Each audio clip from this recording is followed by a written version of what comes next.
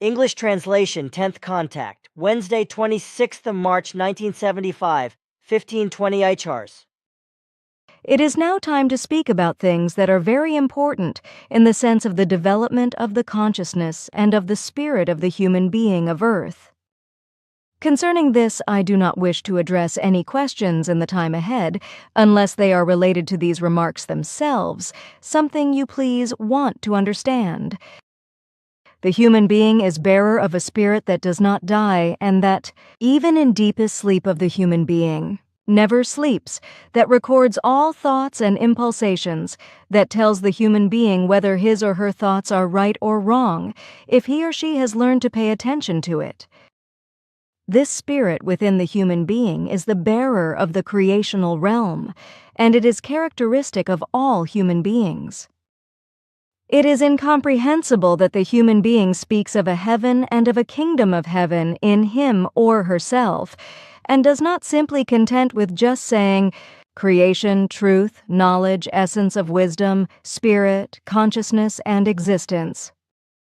The human yearning lies in the joy that remains, in the immortal life, the lasting peace, the spiritual and consciousness-based richness that never passes and lasts eternally.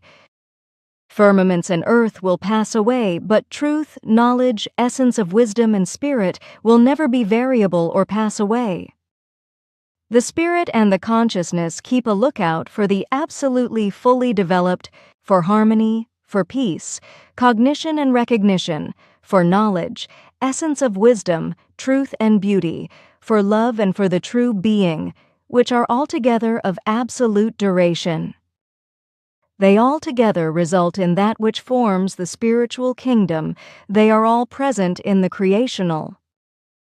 They all are there in the existence, as genius of all ingenuity, as melody of all melodies, as ability of all abilities, as highest creational principle, as miracle above all miracles. In the dream, the human being is able to create worlds of miracles, just as the creation consciously creates the worlds.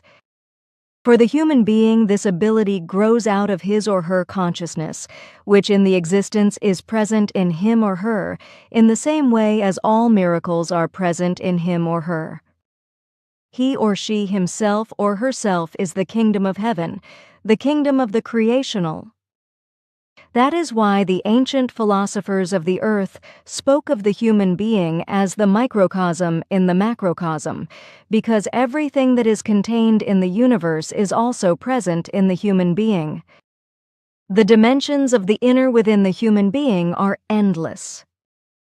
The image of the creation, the spirit in him or her, the existence that is dimensionless, it includes all dimensions in it and transcends, at the same time, all dimensions. The spirit is the miracle of all miracles, from which all power arises. But a miracle means use of the power of the spirit in fulfillment.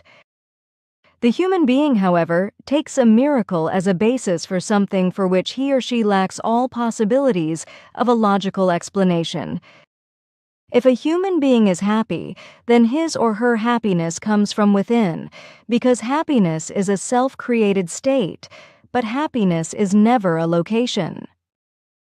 Joy comes from the inner of the human being, created from spiritual and consciousness-based equalizedness. Hence everything comes from within.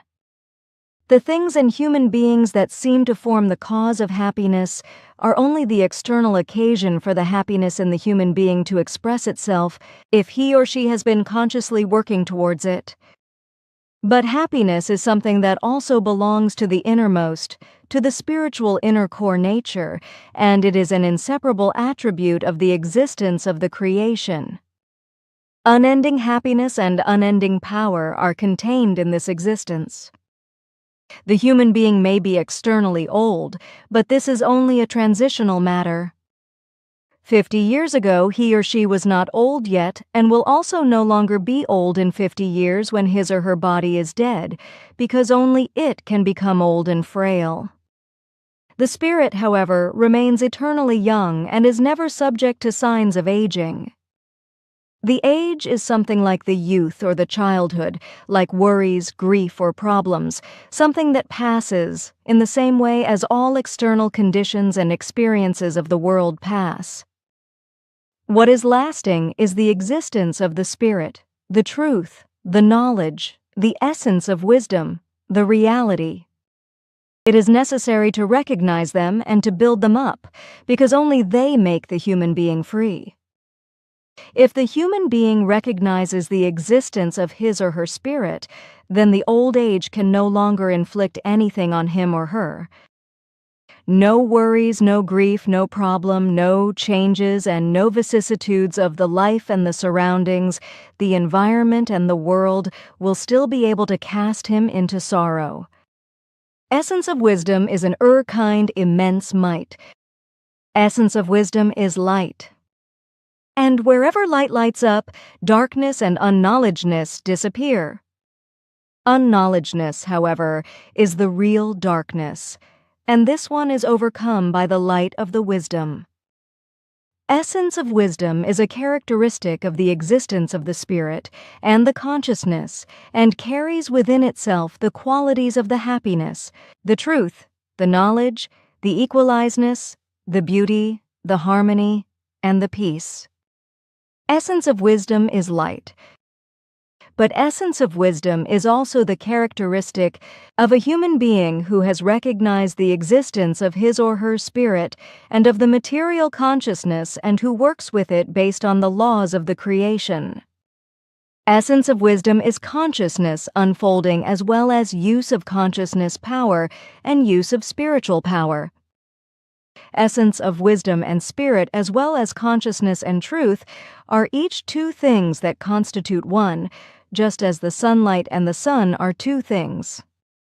The sunlight only results from the warmth of the sun, which it first has to generate through its processes.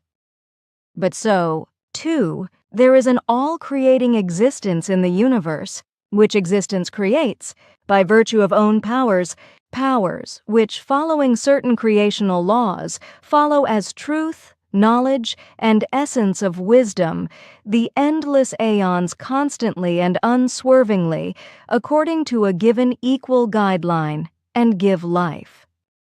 This powerful existence, however, is the creation. And therefore there is only one existence which rules everywhere in the universe, only one creation, only one truth, one knowledge, and one essence of wisdom, which are equally directed and remaining the same for eternal times. The eternal truth is not subject to any fluctuations or any changes, and its laws never have to be revised and, therefore, never have to be adapted to a new time. The spiritual power is as vital and dynamic as the consciousness power, and indeed to the extent that these manifest the essence of wisdom in themselves. It is a sign of human weakness when religions and sects and their irrational teachings are portrayed as instruments of the creational, and the essence of wisdom thereby becomes unreal.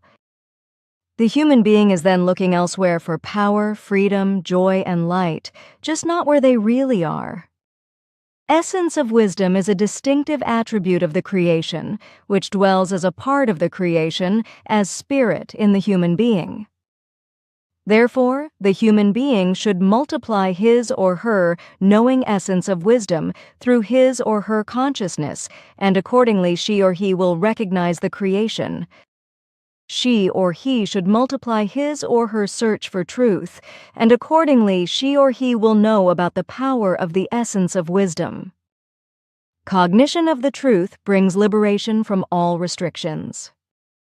It brings boundless knowledge and essence of wisdom. Essence of wisdom is a powerful means to recognize the laws of the creation. A human being who is filled with love is also rich in essence of wisdom, and a human being who is rich in essence of wisdom is also full of love. Yet the human being of earth deceives him or herself because she or he does not know the love. She or he interprets greedy feelings for possession and other impulsations as love, while real love, however, remains strange and ununderstood to him or her. A human being is no real human being until she or he has recognized and created the truth, the knowledge and the essence of wisdom, even if she or he does not use the word creation, since essence of wisdom is also love in best form. Thus, she or he always finds that enlightenment and recognition are knowledge and also essence of wisdom and love, and where there is love, there is also essence of wisdom. Love and essence of wisdom belong together because the creation and the laws of creation are love and essence of wisdom at the same time. Where there is essence of wisdom and knowledge, there is love and cognition, and where there is cognition and love, there is the creation. Growth in the love and essence of wisdom teach the human being to recognize the creation. But first, the human being will learn the truth and will therethrough attain freedom and peace, a peace that is immortal, a power without end. Essence of wisdom and love are the two animating wings of the creational inner nature and character. With wisdom and love, the human being is master for all creation. Essence of wisdom and love increase his or her dedication to the fulfillment of the given creational natural laws, because spirit and creation are one. The human being of earth speaks of love, which she or he does not know. She or he believes to know that his or her impulsations would be love, and therethrough deceives himself or herself. Love cannot be put into words because it is, just like the happiness, a state and not a location. True love is immortal, and nothing can ever transform it into anything else. The path of the consciousness power and the spiritual power goes beyond the cognition of the truth, the knowledge, the essence of wisdom, and the love. Sense and task of the spiritual teaching, therefore, are to spread truth, knowledge, essence of wisdom, and love. If the teaching fails to do so due to misuse or false interpretation, then it is no longer a help, but instead becomes an evil cult that enslaves the material consciousness through irrational teachings and creates unknowledgeness, as is the case with the irrational teachings of the sects and religions. But if it exercises the function of the consciousness widening and the spiritual knowledge widening, then it is a mightful instrument of the creational regulation. The spiritual teaching is about the spreading of the cognition, the truth, the knowledge, the essence of wisdom and the love, the eternal, the immortal, the everlasting that overcomes the death and spreads light, that manifests the equalizedness of the essence of wisdom and the love in itself, the peace that surpasses all understanding. Every human being believes to know what is meant by peace, by the way she or he knows it according to human experience. But to understand the wise peace of the unending existence, of the spirit, of the immortal creation, that quite simply surpasses his or her human understanding. This is because she or he is chained to religious irrational teachings and to human material things which deprive him or her of an understanding according to inner experience. The experience which forms the true key to the true cognition and essence of wisdom. Miracles upon miracles are contained in the kingdom of the Spirit. The visible universe with which the human being is concerned is but a small spot in this wonderful, unending spiritual intelligence of the creation. Universes like this one are contained in countless thousand millions in the unending spiritual intelligence of the creation. What is visible to the physical eyes of the human being means only a small iota in the endlessness. What is not visible to his or her eyes is unmeasurable, incomprehensible, and unthinkable, confusing and unimaginable to his or her unspiritual human intelligence and comprehension. All the universe, which she or he sees, is but one single space of many, which must be measured by myriads, because there are universes in universes, universes beyond universes, universes beneath universes, universes above universes, and universes outside the universes in this your mighty, tremendous, and all-creational spiritual intelligence of the existence creation. And the human being is connected with this immense spirit, with these kind powers of the existence, of the creation, of the spiritual intelligence, because a part piece of this spirit intelligence of the creation dwells as spirit in the human being and gives life to him or her. Its powers, its joy, its peace, its freedom, its essence of wisdom, its knowledge and its ability are unimaginable for those consciousness-based, unknowing, illogical ones, critics, know-it-alls, those dependent on religions, perverted and other misguided ones. And only a human being who knows this truth and creates knowledge and essence of wisdom and love from it is a human being in prosperousness. She or he knows the answer to the last questions of the science, the philosophy, and also of the questioning human being. But to become such a human being in prosperousness, one must seek and find the truth, create knowledge from it, wisdom and love, because the human being is only able to grow spiritually and consciousness-based through truth, knowledge, essence of wisdom and love, wherethrough she or he is liberated from all human weaknesses.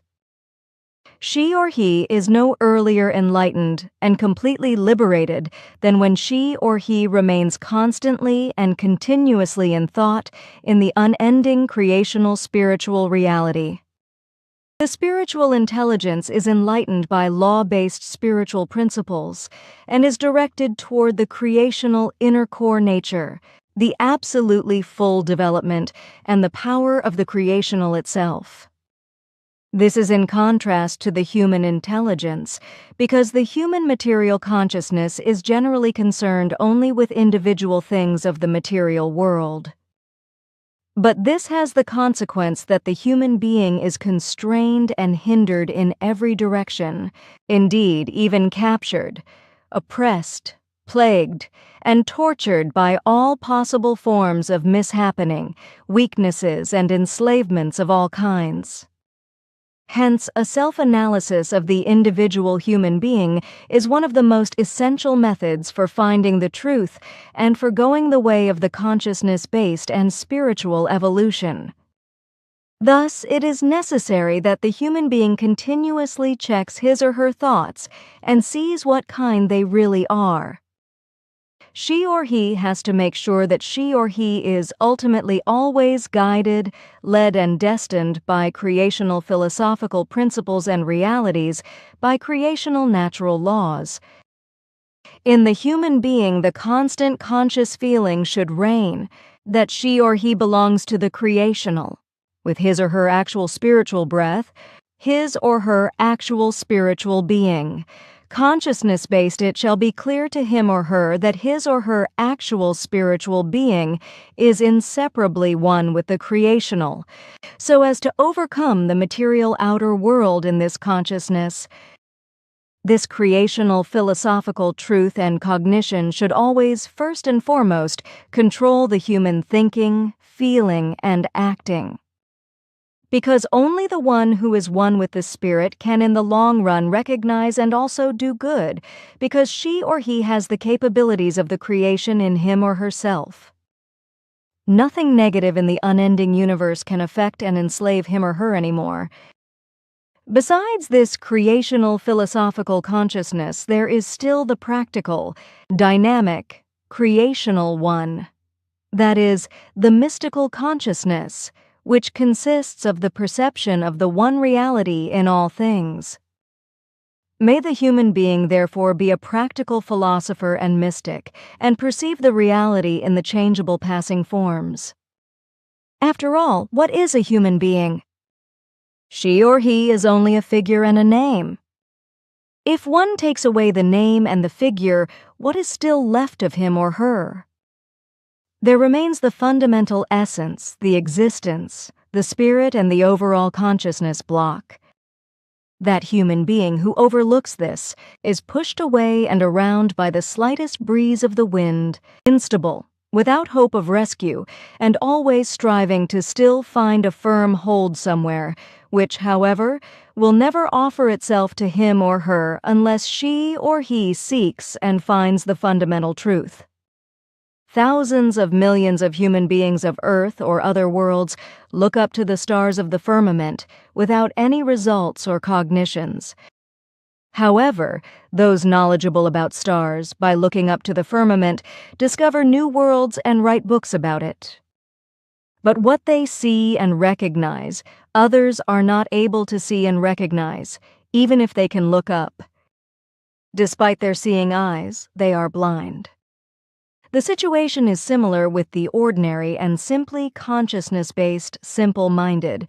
With the consciousness-based, unconscious human being, the human being who truthfully lives in accordance with the spiritual laws of the creation, sees and recognizes the creational all around in every life form, in everything, in every thought and action, in every human being, in all the activity of the nature, and also in all imaginable circumstances and occurrences.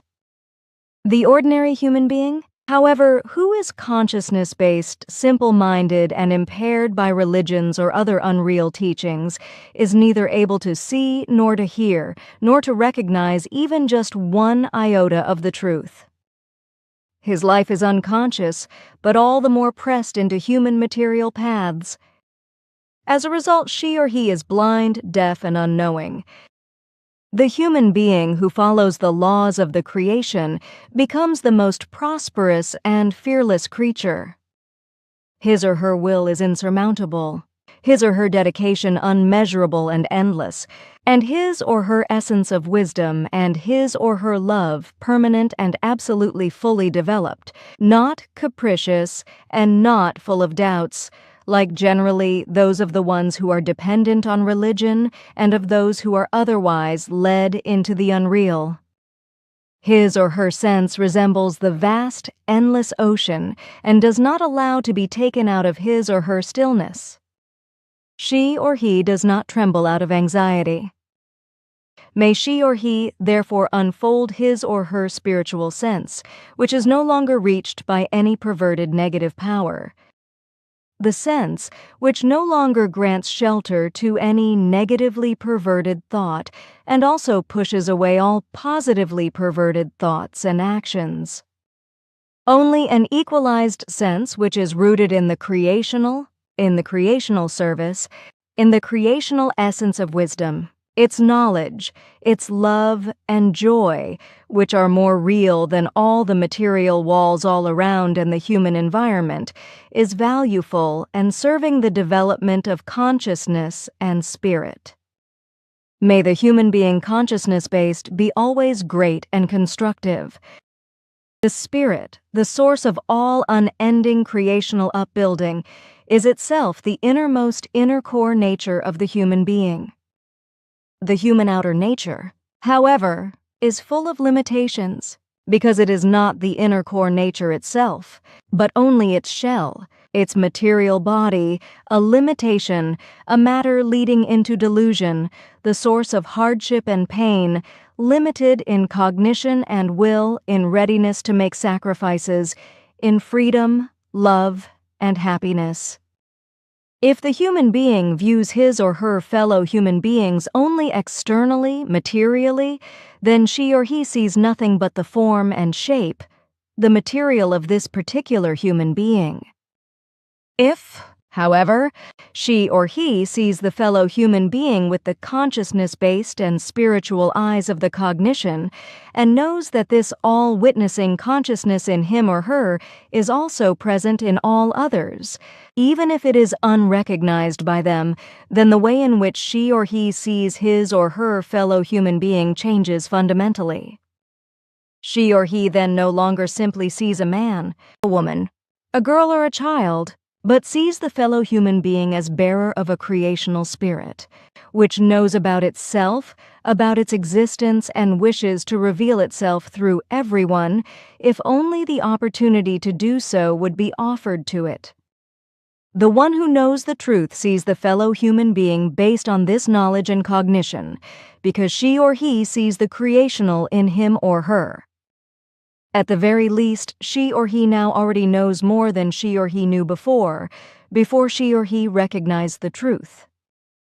This proves that the unknowledgeness is nothing unalterable for all times. The human being is able to free him or herself from all unknowledge if he or she is willing to accept the truth. The human being can free him or herself from everything. Everything can be taken away from him or her, except not the creational consciousness, the spirit, the existence in his or her innermost, this pure spiritual creational realm in him or her. She or he can be robbed of all his or her goods and possessions and be driven out of his or her home, but no one is able to drive him or her out of his or her spiritual realm in his or her innermost. So the human being should constantly be conscious of this creational, without which she or he would be unable to do any breath, to conceive any conscious thought, without which she or he would neither be able to recognize, see, hear, nor experience. That is why the great wise ones of all time say, the creational spirit is closer to the human being than the own breath. The human being is unable to escape this highest consciousness, since sooner or later she or he will fall into this creational reality, because it is the life of his or her life, the spirit of his or her spirit, the consciousness of his or her consciousness, the light of his or her light, the central thinking power of all life, the existence which is well above all human thinking, which, compared with all power of the human material intellectual thinking, sinks into absolute insignificance.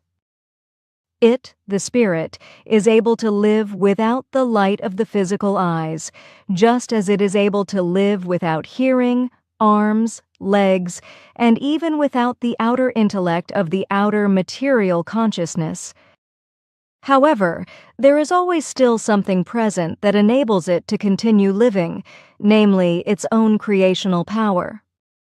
This self-consciousness, this all-observing and all-registering spiritual consciousness in the human being, which looks at and considers his or her thoughts and impulsations, and is behind all his or her thinking, which tells him or her whether she or he is knowing or unknowing, that is the creational, the spiritual consciousness.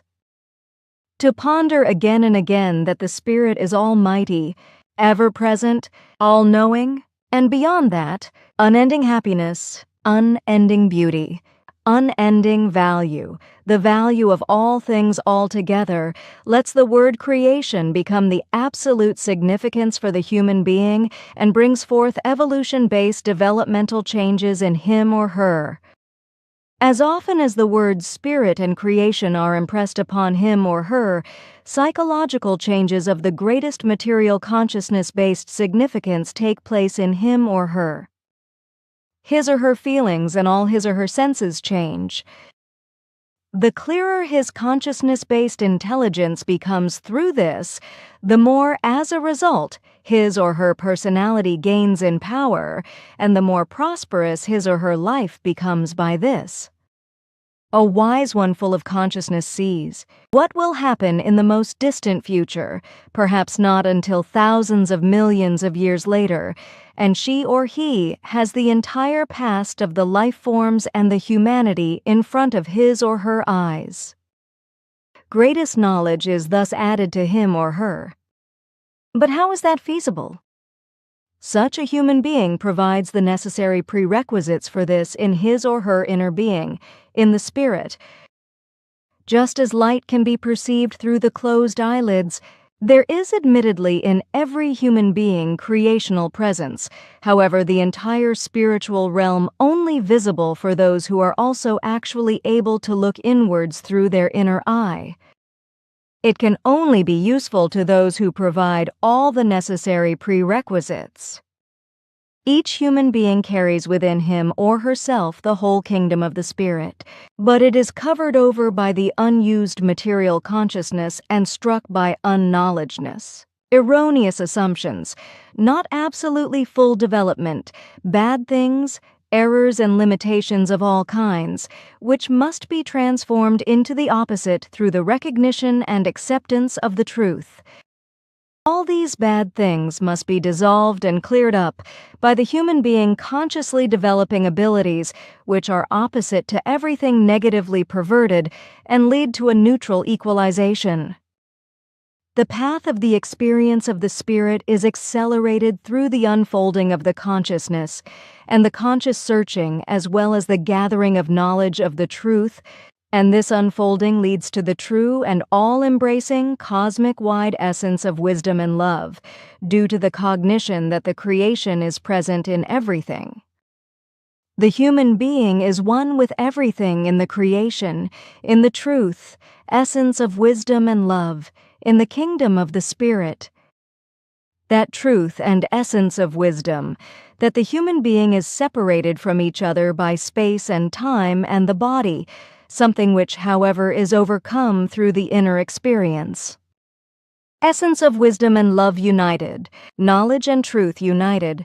The essence of wisdom and love of the consciousness and the spirit lead through experience to the oneness and to the creation as such, to the universal joy, might, and relatively absolute full development.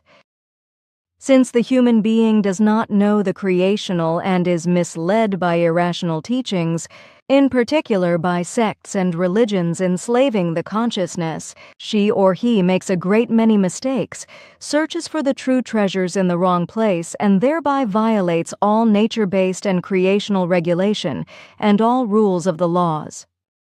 No matter how precisely she or he may observe the human laws of the human society, she or he will nevertheless constantly violate all laws and rules and the regulation of the creational in the universe and allow him or herself to be caught in human material hardships, sorrows and problems, in horrors, irrational teachings, misguidances and inabilities, in unfortune, spiritual and consciousness-based unknowledge, and consciousness-based enslavements and limitations. The very thing that is most valuable of all is made unattainable by unreal sects, religions, and human unknowledgeness. This unknowledgeness and the religions and sects which lead into delusion, as well as other irrational teachings, mantle from the human being that which is the source of all valuable things, the life of his or her life and the light of all intelligence, the spirit and the creation. The human being is to accept the entire realm of everyday life and his or her experiences as creational. She or he is to see him or herself everywhere in the space and in the times and in all things.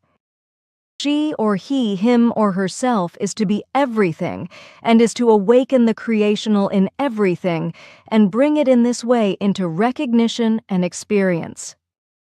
Because the creation is in all and everything is animated by its spirit, wherethrough everything is one in all. The only question is, how should the human being identify with everything if she or he does not know the path of the spirit? Generally, she or he tends to identify with his or her body. But what happens if she or he tries to engage in the truth and inwardly directs him or herself according to the creational being and the spiritual reality? The whole world non-arbitrarily dissolves in this real reality truth of the spiritual. Everywhere the one, sole principle of the creational spiritual is in place. But how is the human being to identify with everything? May she or he for once see him or herself as he or she really is. In general, she or he identifies with his or her body. She or he cares for it like it would be a treasure, nourishes it, and troubles him or herself about it to the point of self-sacrifice. She or he surrounds it with pride, frippery, and a senseless delusion, while she or he nevertheless allows his or her consciousness to fade. However, because of a little pain, she or he already becomes angry, grouchy, and unpleasant towards others, or she or he even starts to complain and to cry, has self-pity, or robs him or herself of his or her life. She or he surrounds his or her body with an indefinable glory and with vanity, anxiety, worries, pride, and problems. Always everything revolves only around his or her body. She or he often even extends his or her body identity to his or her material possessions, or she or he gets upset when a fellow human being touches him or her unwantedly.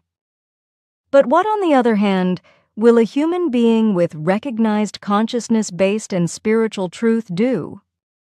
She or he will identify with all things and all life forms of the world and the universes. A human being full of creational spiritual essence of wisdom, full of knowledge, truth, love, and cognition, who knows that everything comes out of, and will for eternal times come out of the truth. Hence, she or he identifies with everything and everyone. In his or her consciousness-based being, he or she will at the innermost level always be one with everything and everyone. At the innermost level, she or he will identify with his or her spiritual consciousness and with everything in the universe, just as the other, who thinks materially, identifies with his or her body, with his or her money, with his or her goods and chattels, with his or her irrational speeches and irrational teachings, and with the sound of his or her voice. But once the human being has identified with everything in the universe, then no hatred and no greed can dwell in him or her anymore, since he or she no longer makes any selfish distinctions. Because she or he has become one with the inner core nature of everything. Others may claim something as their exclusive property, but the one who thinks in relation to the spiritual identifies it with the truth therein, and therefore has everything internally as his or her own. All fear has given way from him or her by him or her identifying with the truth.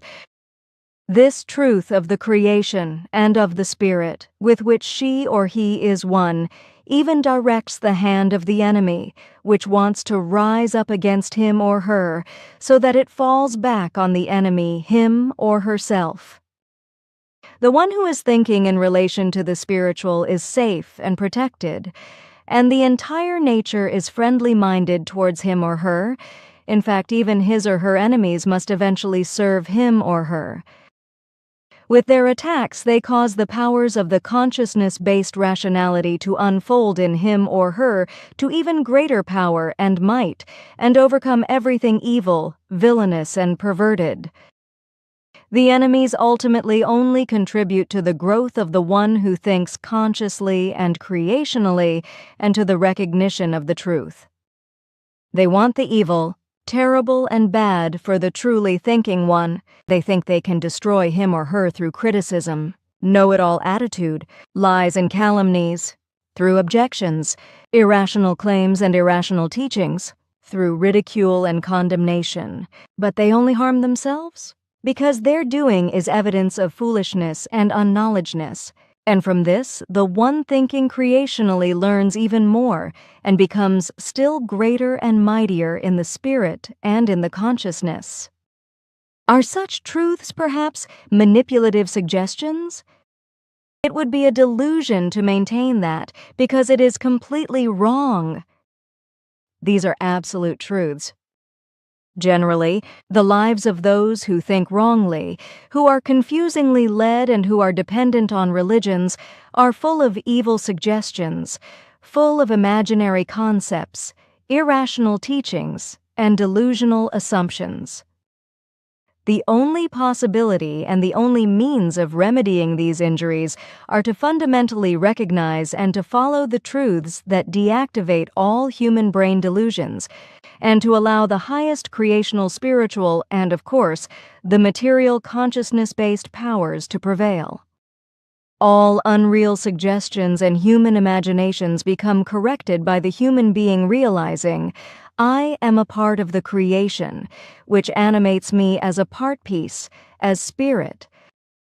But the knowledge that all things are imaginations and illusions, except the creational spiritual power, truth, and reality will by no means diminish the keenness which the human being unfolds in the life, but rather propel him or her to unexpected heights.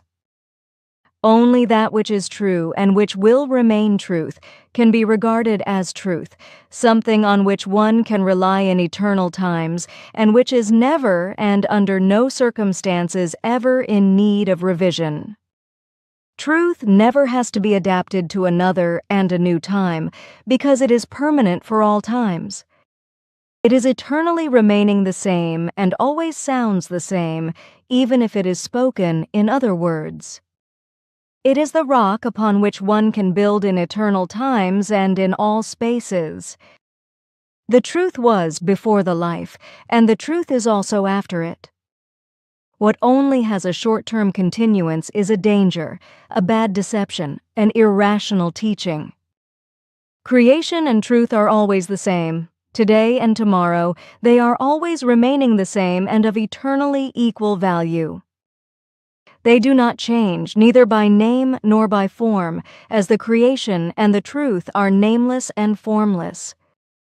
So the human being is to hold fast onto the creational, since this alone is the truth. The truth is that which is immortal.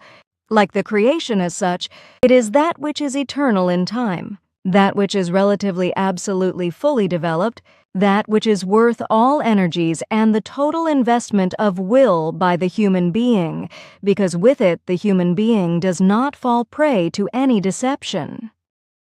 Hence, she or he is to hold fast onto the truth, and is to become unshakable in always equally lasting stillness, joy, knowledge, love, strength, and essence of wisdom in all things. The creational alone is endless essence of wisdom and endless truth, with which not one iota of erroneous assumption is possible. Hence, the human being is to take power from the creational essence of wisdom, and is to seek his or her light in his or her own spirit as well as in his or her consciousness. The truthfully human being knows well that she or he is not able to move his or her hand in the space without touching the creational myriads of times, since it is ever present in all times and spaces. The true and real human being is full of joy when she or he knows about the truth that the unendingly and undescribably powerful creational is ever present and surrounds him or her wherever she or he may go. The creational is full of endless peace, full of endless cognition, and relatively most total, absolutely full development. It is the source of all miracles of the highest spiritual consciousness, which is present all around, inside like outside. His or her joy is as endless as the spiritual life itself.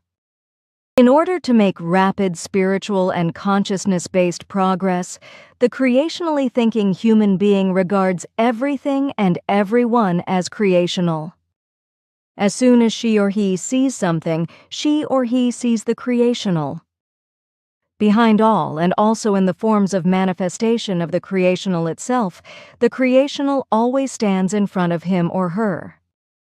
That is why the creation-thinking human being does not walk this way and that way in order to achieve the highest level of experience, but rather finds always the best place to gather recognition and experience right where she or he happens to be. His or her spirit that is to be developed, and his or her consciousness are in him or her and not in any other place. Through his or her own thinking and acting, she or he must form spirit and consciousness. From this cognition, his or her attitude becomes a dignified place, and also all things with him or her become dignified, also the ground under his or her feet. The creation-thinking human being does not consider the future to be the time to experience the creation and his or her spirit dwelling in him or her, but rather the immediate present, wherethrough, however, she or he lives in the eyes of the normal human being, who is poor in consciousness, already in the most distant future, often completely misunderstood. For the true creation-thinking human being, the time is not someday, but always in the immediate present. For him or her, it is not necessary to see physically to see the truth. She or he begins to search in him or herself, and the truth becomes ever more real to him or her, because for his or her material consciousness, his or her spirit is after all the all-seeing presence. No word that is spoken anywhere remains unheard by him or her. To make faster progress, the human being living based on this direction acoustically extracts the sound of the truth from every sound she or he hears, so that every sound enters his or her material consciousness and fixes itself. Likewise, everything reminds him or her of the creational and the immediate truth. Every circumstance is a creational circumstance, each opportunity a creational opportunity. The creation-conscious human being lives and works in such cognition, and thereby she or he advances innerly. The great, the spiritual, is for him or her present in his or her innermost, because in the cognition of the truth the unending dwells in the finite. And in every human being the unending has its seat, something that, however, only very few are able to recognize. Because awakening the unending requires rational logic and a state of being free of unreal teachings. But awakening the unending and letting it become effective is the culmination point of the life, the relatively highest possible consciousness-based and spiritual relative absolute fulfillment. Those who are rich in the consciousness become the instrument by which the creation expresses the spiritual realm. It is this excellence of the creation that causes the firmament to arise. The ones who are rich in the consciousness are free of all boundaries of a restriction and of the material selfish ego consciousness, and therefore in constant contact with the creation as such. With the human beings, the difficulty of the material principle still prevails. However, in not too distant a time, the earthly science will discover the principle of the creational in the material. This is because the creation is included in everything created, in everything that unfolds and further develops itself. Only the unlimited spirit and the creation as such signify true freedom, true relatively highest possible absolutely full development, true cognition, might, love, knowledge, truth, and essence of wisdom. They are all, in their realistic absoluteness, the creational as such. Therefore, to attain anything truly veritable in the life, the human being must hold on to the spiritual, the unlimited, and the unlimitable. Everything that is limited and limitable produces unreal things and problems. However attractive it may seem, it will nevertheless one day become the source of problems and unrealities. The finite things of all forms are unnatural to the innermost nature, to the spirit, and are still strange to the human being, and so she or he also cannot recognize them as truth and cannot love them without inflicting the heaviest suffering on him or herself. The finite things are always and at all times afflicted with some deficiencies, because everything that is finite brings with it problems and difficulties. If the human being loves or possesses something finite, it has at least the deficiency that it is transient with absolute certainty. She or he might love it however much according to the human sense of love, but when its time has come, it passes, and she or he mourns over the loss of it. The limited, however, still has weaknesses in other respects. Even if it does not perish immediately, it is at least subject to the change. When it is filled with human love for a blink of an eye, it may be displaced by or filled with human hatred for the next blink of an eye. Whether it is a thing, which changes or perishes, or a human being, who changes his or her attitude towards his or her next one negatively, the result is always sorrow and suffering, while the unlimitable never changes and does not fall victim to alterations, because it is of unlimitable faithfulness and absolute permanence of value. When essence of wisdom and truth dawn in the human being and his or her consciousness-based as well as spiritual knowledge increases, when universal love leads him or her and his or her life becomes prosperousness for him or her and others, then the cognition of the truth has matured in him or her.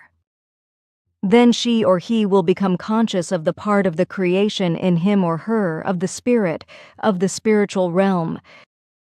The creation is present in spiritual love and essence of wisdom. Whoever strives for spiritual light and spiritual love will have the gate to the creation to open to him or her.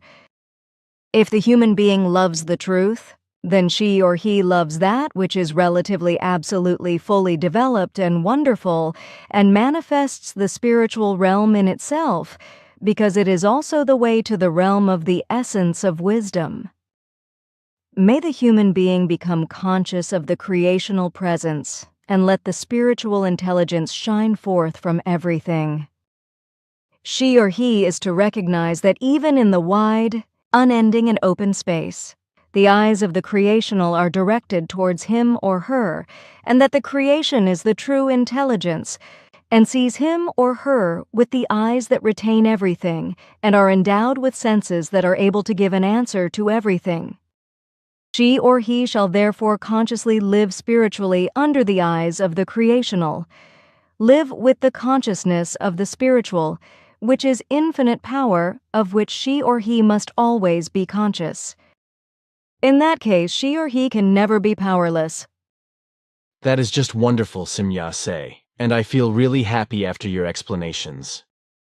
That is because you thereby have a confirmation of your own way of thinking and of your spiritual and consciousness-based knowledge. Because you have known the teaching of the truth already for a long time, it is just that no one has been able to confirm it to you, because the truth has become very rare due to the irrational teachings of the religions, sects, and other irrational teachings on the earth. But do I really need to tell you that? Unfortunately, you are right, because the truth is frowned upon. Do not be self-tormenting because of that, because the consciousness-based evolution of the Earth human is progressing unstoppably. But you shall help with this and spread the truth, as you are the prophet of the new time. How would I be able to, and how dare I? That is a bit too much of a good thing. It is so determined for you. You can look it up in the Talmud. Do not pretend to be so unknowing. That should be me? That's crazy, though. Nothing can escape its determination. You know that better than me. I have to digest this first, and I don't know if I can handle it. That you will, because I already said that it is determined for you. I will ponder it. But if you allow me, I still have a question that I have been concerned with for some time. Just ask. It is about my calculations that I have carried out about the dates of life and birth of Emmanuel. You once told me that I was wrong in my calculations only by around 200 years. That much I get. The problem, however, is that I have probably miscalculated the birthday of Emmanuel. Your 200 years of miscalculations only relate to some things of the history before the time of Emmanuel, but not to dates of Emmanuel himself, which you have calculated correctly despite some mistakes. Completely intuitively, you have put together the right dates, even though you have not taken into account certain calendrical facts, wherethrough shifts have occurred. However, as a result of your extreme mode of thinking, you have come across things through which you have recognized the overall picture of the truth. Through this, you have in turn intuitively realized that you could easily resort to the calendar time calculation known to all of you today, and were able to precisely pinpoint the date of birth of Emmanuel, the 3rd of February, calculated according to your Christian calendar. An Earth year always has exactly the same number of days, so there are no shifts. Thus, a particular date remains as long the same as the time division in question has validity. But now, I also have a question for you. The photo negatives and the first film footage you took of our beam ships would be very important to us.